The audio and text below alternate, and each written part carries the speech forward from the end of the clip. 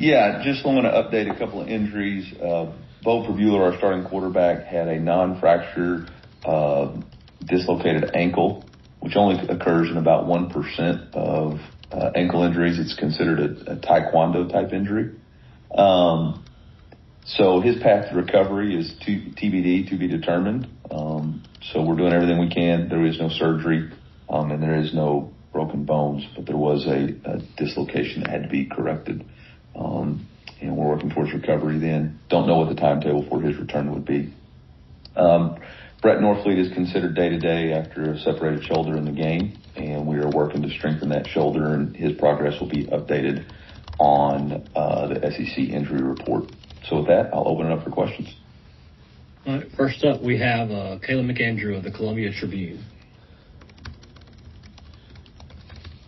Hi, Eli. I was wondering, just as you move kind of with Bo presumably out against Texas A&M, how you approach this upcoming week with Matt, and just kind of how you take the following days with him and his progression.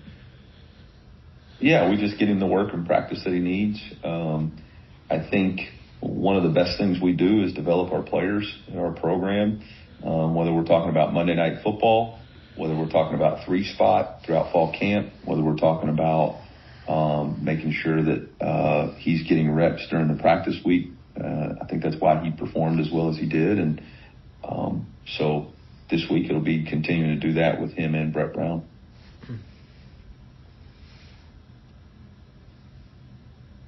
Next we have Joseph Van Zimmerman of Missouri on SI.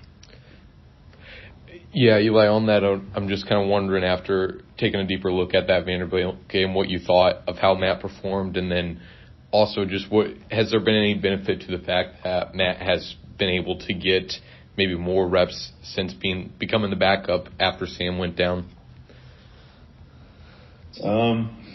Yeah, obviously, pretty disappointed in the outcome of the Vanderbilt game. All three phases had opportunities in the third quarter to assert ourselves, and we didn't. And that's on me. I've got to do a better job getting our team to seize the moment.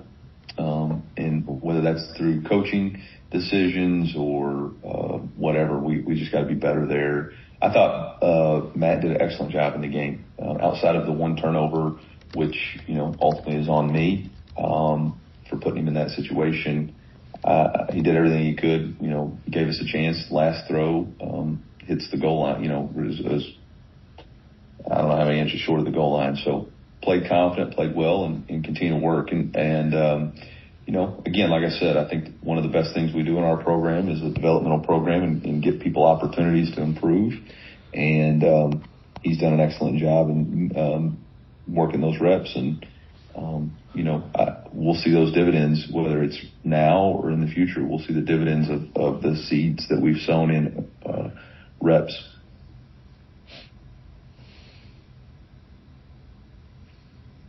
Next, we'll go to Eli Hoff of the St. Louis Post-Dispatch. Hey, Coach, when it comes to designed quarterback runs, is that something that now that you're on to Matt, you guys have any hesitation towards deploying or calling moving forward? I mean, there's a lot of people who run their quarterback, and injuries happen. They're kind of a unfortunate part of the game. But, we're going to have to do what we need to do to win. And whatever we need to do to win is what we're going to do. And we're not going to put any limitations because of fear on our team. We don't operate in a fear mode. We operate in an aggressive mode.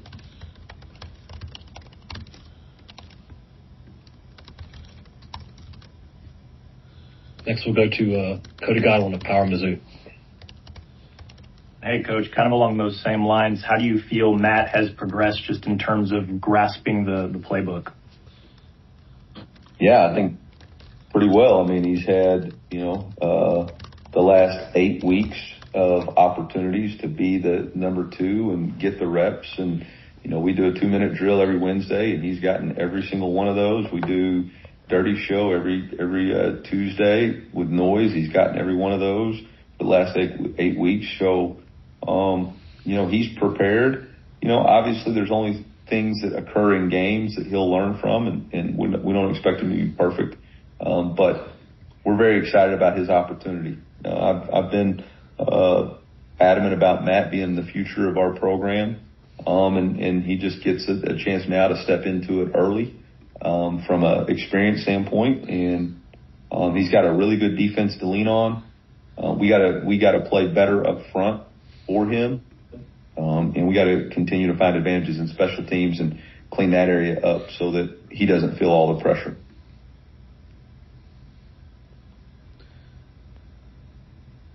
Next is Joseph Goodman of AL.com.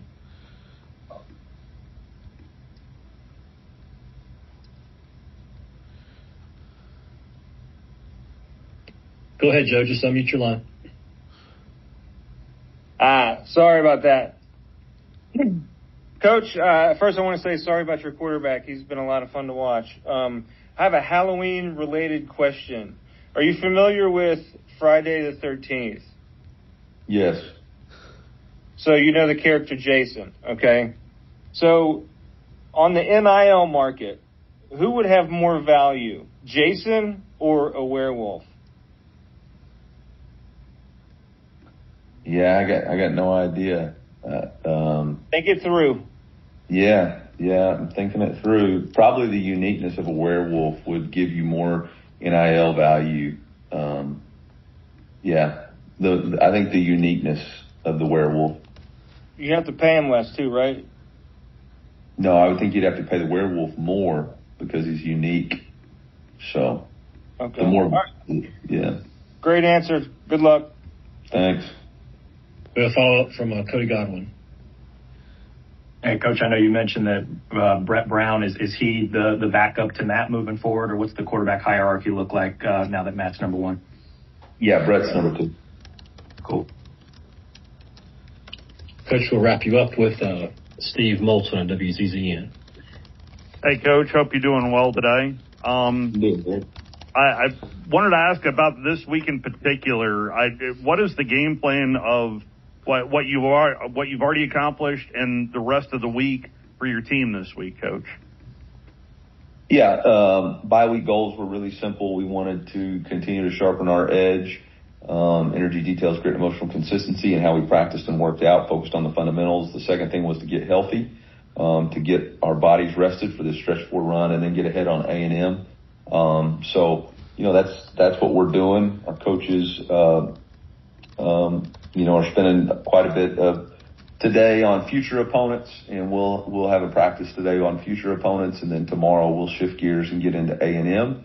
And then Friday we'll do a little bit more before we cut them loose for the weekend, and then coaches will go on the road recruiting, and we'll be back Sunday, and all eyes towards the opportunity that we have, which is to host a top 5 team at Faurot Field on a beautiful Saturday afternoon. So it's going to be an awesome opportunity, and we're working towards it.